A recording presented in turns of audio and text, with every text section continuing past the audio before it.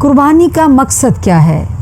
جیسا کہ جملہ تمام عبادات کا مقصد بھی تقویٰ کا حصول ہے، اسی طرح قربانی کا مقصد بھی تعالیٰ ہمارے دلوں کے اندر تقویٰ دیکھنا چاہتے ہیں۔